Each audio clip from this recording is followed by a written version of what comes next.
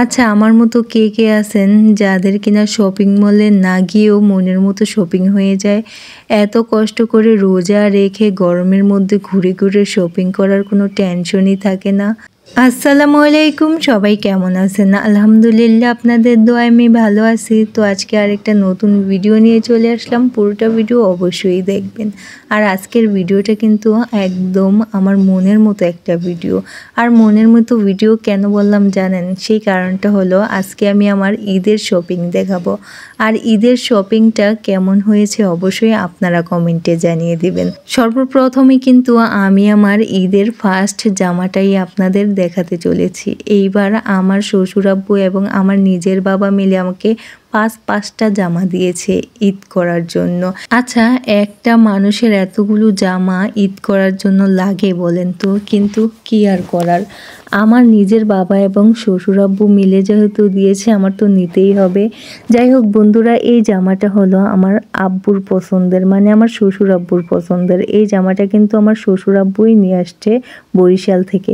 শুধু এই জামাটা না, এখন আমি যেই জামাটা বাহির করলাম এই জামাটাও কিন্তু আমার শ্বশুর আব্বুই নিয়ে আসছে বরিশাল থেকে। দুইটা জামা বরিশাল থেকে নিয়ে আসছে। একটা হলো আমার শ্বশুর আব্বুর পছন্দের আর এই জামাটা হলো আমার শাশুড়ি আম্মুর পছন্দের। আমার শাশুড়ি আম্মুকে ফোন করে ভিডিও কলে এই জামাটা দেখানো হয়। আর এই জামাটা দেখে কিন্তু আমার শাশুড়ি আম্মু পছন্দ করে ফেলেছে আর আমার আব্বুও কিন্তু কিনে ফেললো। তারপর দুইটা জামা ওইখান থেকে নিয়ে আসার পরও কিন্তু আরেকটা জামা এইখান থেকে কিনেছে, মানে আমাদের যে উপজেলা আছে, উপজেলায় যে শপিং মল আছে সেইখান থেকে একটা জামা নেওয়া হয়েছে। আর ওই জামাটা হলো সুতি জামা, মানে আমি সবসময় ওই জামাটা পরতে পারবো। তবে আপনাদের একটু পরেই দেখাবো। আপনাদের একটা কথা বলে রাখি, সবাই আমার শ্বশুর শাশুড়ির জন্য অবশ্যই দোয়া রাখবেন। আমি কিন্তু তখন আমার বাপের বাড়িতে ছিলাম। আমার শাশুড়ি আম্মু এবং শ্বশুর আব্বু আমাকে সারপ্রাইজ করার জন্য এই জামাগুলো যে কিনে আনছে আমাকে বলে নাই, তাদের পছন্দ মতো কিনে এনে বানাতেও দিয়ে ফেলেছে। কি ভাগ্য করে যে আমি এমন শ্বশুর শাশুড়ি পেয়েছি। আমার আল্লাহ পাকের কাছে অনেক বেশি শুকরিয়া আমাকে এমন শ্বশুর শাশুড়ি দেওয়ার জন্য। আমার হাতে যে জামাটা দেখতে পাচ্ছেন এই জামাটা কিন্তু আমার বাবা আমাকে দিয়েছে। তবে এই জামাটা বানানোর মতো সুযোগ হয় নাই, যেহেতু ঈদের সময় আর আমিও তাড়াহুড়া করে শ্বশুর বাড়িতে চলে আসব ঈদ করার জন্য। এজন্য কোনো টেলার্সই তাড়াহুড়া করে আমাকে এই জামাটা বানিয়ে দেয় নাই। তবে আমার বাবা যে আরেকটা জামা দিয়েছে ওই জামাটা কিন্তু আমাকে বানিয়ে দিয়েছে। আর ওই জামাটা বানানোরও কারণ আছে, সেটা হলো এটা বেক্সি বয়েলের জামা। এটা একটু সুতি টাইপের, তো তাড়াহুড়া করে বানানো গিয়েছে। কিন্তু ওইটা তো জামদানি ছিল, ওইটা তাড়াহুড়া করে বানানো যাবে না। ও, আমি বলেছিলাম না যে আমার শ্বশুর আব্বু আরেকটা জামা দিয়েছিল? এইটা হলো সেই জামাটা।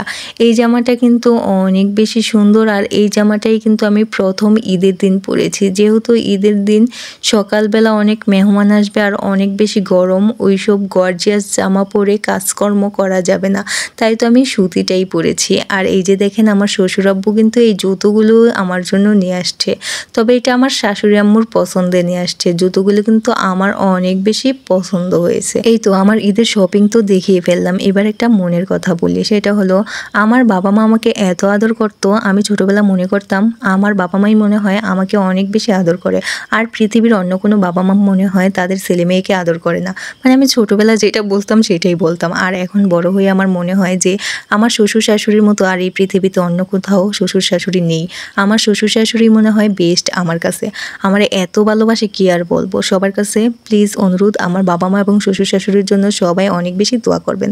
তো ভিডিওটি আমি এখানেই শেষ করব। ভিডিওটি কেমন হলো কমেন্টে জানিয়ে দেবেন।